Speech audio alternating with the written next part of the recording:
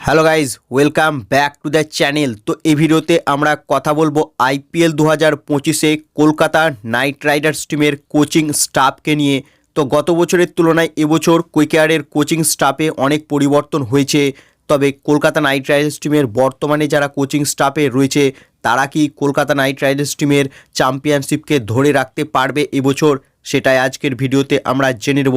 তো Kolkata night Riders team recently আরও একটা নতুন কোচ অ্যাড করেছে তাদের কোচিং স্টাফে, যেখানে ওয়েস্ট ইন্ডিজের ওটিস গিবসনকে অ্যাসিস্ট্যান্ট কোচ হিসেবে নিয়োগ করেছে কেকেআর টিম। তো কে এই ওটিস গিবসন?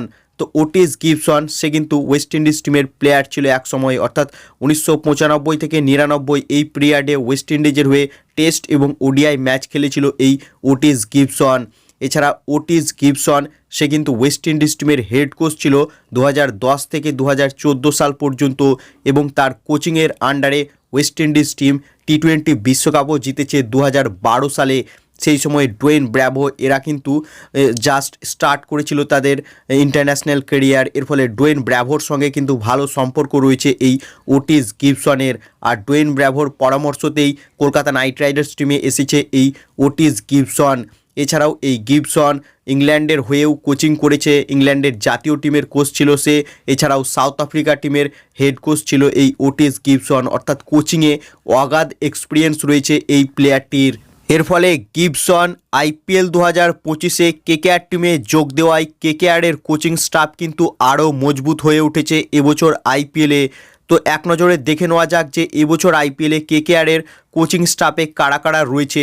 তো এক নম্বর হেড কোচ চন্দ্রকান্ত পণ্ডিত রয়েছে, আর চন্দ্রকান্ত পণ্ডিতকে অ্যাসিস্ট করার জন্য অ্যাসিস্ট্যান্ট কোচ হিসেবে যোগ দিয়েছে ওটিস গিবসন ওয়েস্ট ইন্ডিজ থেকে। এছাড়াও মেন্টর ডোয়েন ব্র্যাভো রয়েছে, বোলিং কোচ রয়েছে ভরত অরুণ, এবং স্পিন বোলিং কোচ রয়েছে কার্ল ক্রো। এছাড়াও আরও অনেক স্টাফ রয়েছে, তবে এরাই মেনলি কোচিং স্টাফ। এরাই কিন্তু এবছর আইপিএলে কলকাতা নাইট রাইডার্স টিমকে অ্যাসিস্ট করবে তাদের চ্যাম্পিয়নশিপ ধরে রাখার জন্য। বাকি তোমাদের কি মনে হচ্ছে কলকাতা নাইট রাইডার্স টিম এই কোচিং স্টাফের আন্ডারে এবছর আইপিএলে কি ভালো পারফরমেন্স করতে পারবে? তোমাদের কি মতামত এ বিষয়ে তা কমেন্ট করে জানাও, এবং ভিডিওটি ভালো লাগলে ভিডিওটিকে করো লাইক, এবং আইপিএল ও কেকেআর সম্বন্ধে আরও আপডেট পাওয়ার জন্য চ্যানেলকে করো সাবস্ক্রাইব। ধন্যবাদ।